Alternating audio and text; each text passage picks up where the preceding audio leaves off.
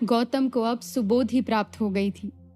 ये स्थान आज बिहार के गया में स्थित है, जहां आज से लगभग 2500 साल पहले एक पीपल के पेड़ के नीचे गौतम को सुबोधि प्राप्त हुई थी और 35 वर्ष की अवस्था में वे गौतम बुद्ध बने थे। बौद्ध धर्म में इस घटना को धर्म चक्र परिवर्तन कहा जाता है।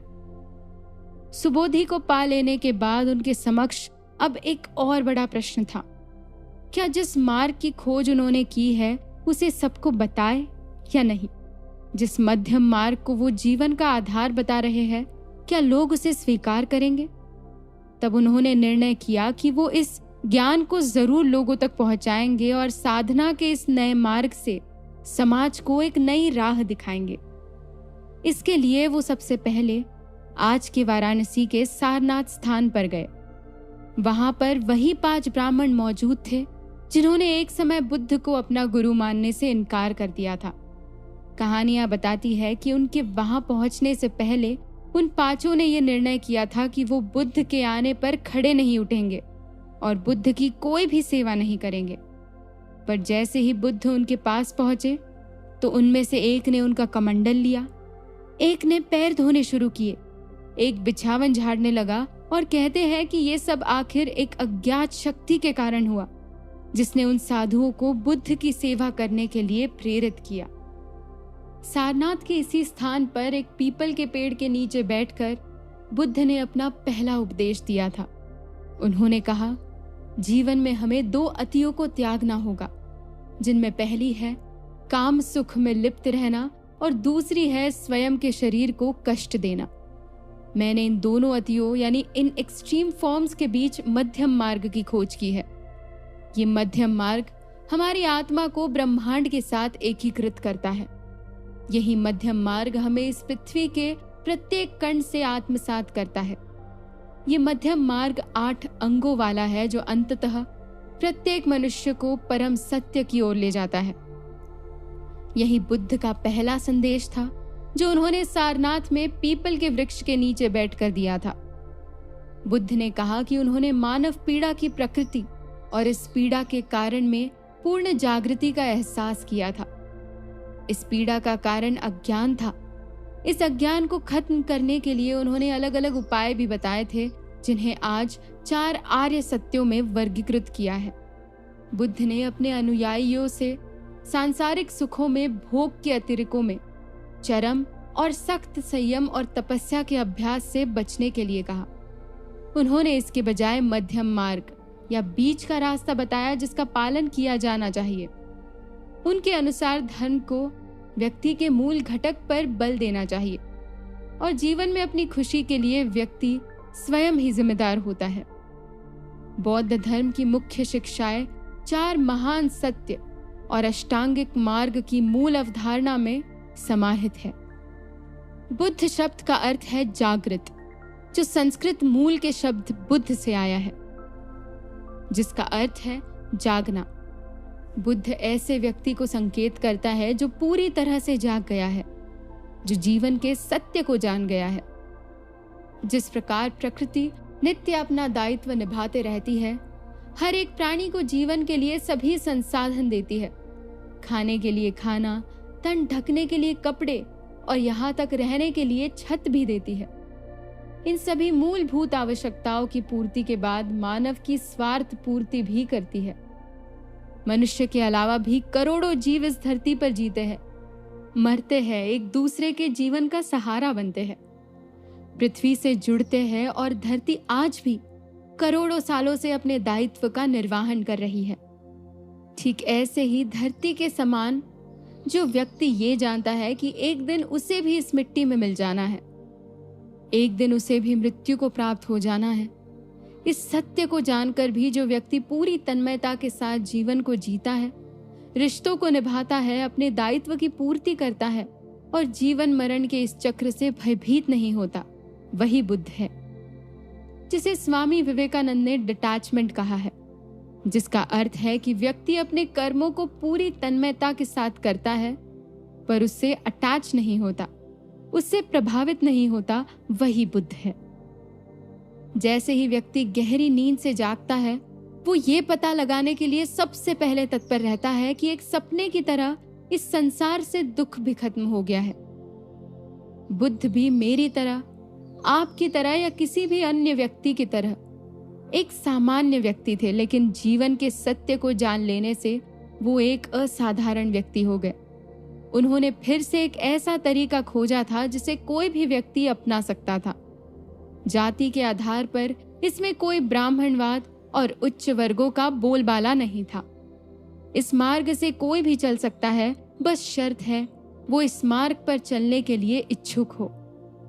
सिद्धार्थ गौतम पहले बुद्ध नहीं थे। ये क्रम काफी पहले से चला आ रहा था।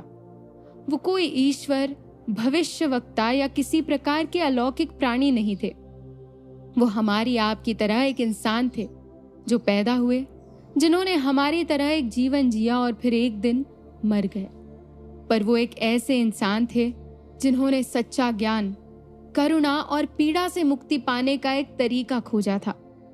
जैसे मानो उन्होंने एक बहुत प्राचीन शहर के लिए एक प्राचीन मार्ग की खोज की थी जो वर्षों से कहीं गुम हो गया था, जिसे लोग देख नहीं पा रहे थे, जो समाज के बताए गए रास्तों से अलग था, समाज के अतिरेकों से अलग था, जिसे शायद भुला दिया गया था। अपने स्वयं के प्रयासों के माध्यम से वो मार्ग मुक्ति के लिए, दुख से बाहर निकलने के लिए रास्ता खोजने में सक्षम थे। जिस भी व्यक्ति ने इस मार्ग का अनुसरण किया है, उन्होंने सदैव उसे राह दिखाई है। बुद्ध ने ये कभी नहीं सिखाया कि एक ईश्वर ने ब्रह्मांड का निर्माण किया।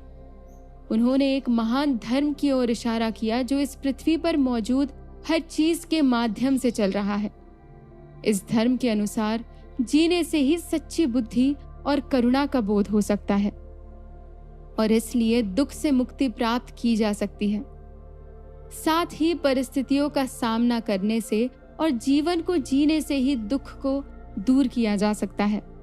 सभी जीवित प्राणियों में बुद्ध प्रकृति होती है और वे सभी बुद्ध बन सकते हैं। इसी कारण इस मार्ग को बुद्धत्व का मार्ग बताया गया है। बौद्ध धर्म के दो मुख्य लक्ष्य हैं। पहला, स्वयं को जानना और दूसरा, बुद्ध की शिक्षाओं को सीखना। ये जानने के लिए कि हम कौन हैं, ये जीवन क्या है। इसके लिए हमें सबसे पहले ये समझना होगा कि मनुष्य के दो स्वभाव होते हैं।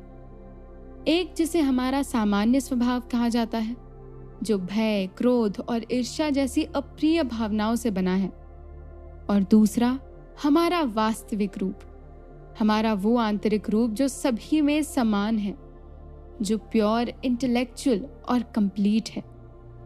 इसीलिए बहुत बार हमें सुनने को मिलता है, व्यक्ति वो होता है जो उसे उसकी परिस्थितियां बनाती है, क्योंकि ईश्वर ने सबको एक जैसा ही बनाया है।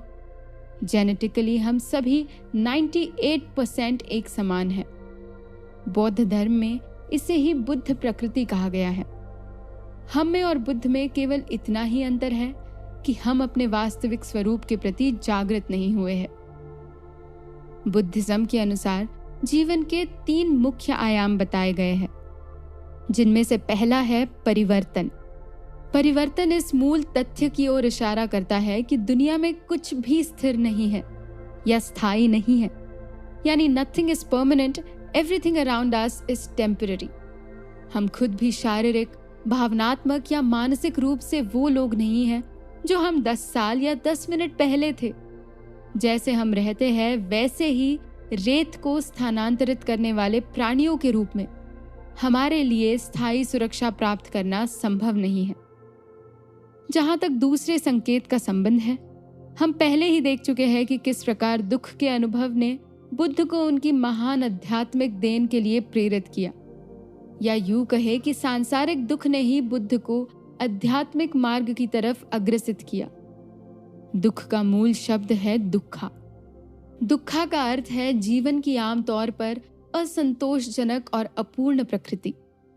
हालांकि इसका मतलब ये नहीं है कि बौद्ध मानते हैं कि जीवन ही सभी दुख है। बौद्ध मानते हैं कि जीवन में सुख है, लेकिन ये अस्थायी है, यानी कि ये टिकता नहीं है, और ये तक कि जीवन के सबसे भाग्यशाली जीवन में भी दुख होता है। और तीसरा आयाम है मैं नहीं, ये थोड़ा अधिक कठिन है। बौद्ध ये नहीं मानते कि मनुष्य में कुछ भी चिरस्थायी या अपरिवर्तनीय है। कोई आत्मा या स्वयं नहीं है जिसमें मैं की एक स्थिर भावना का कोई औचित्य नहीं है। मैं का पूरा विचार वास्तव में एक मूल रूप से असत्य पर टिका हुआ है, जो तत्वों के अस्थिर और अस्थायी संग्रह में खुद को स्थापित करने का प्रयास करता है। अगर हम एक एक गाड़ी को उदाहरण के लिए माने तो एक गाड़ी उसके मूल घटकों यानी एक्सल, व्हील्स, शाफ्ट, साइड्स में विभाजित किया जा सकता है। इसी प्रकार से हमारे पास भी घटकों का ढेर है। उसी तरह मैं भी अलग अलग भागों से बना है। The me of my self have ingredients.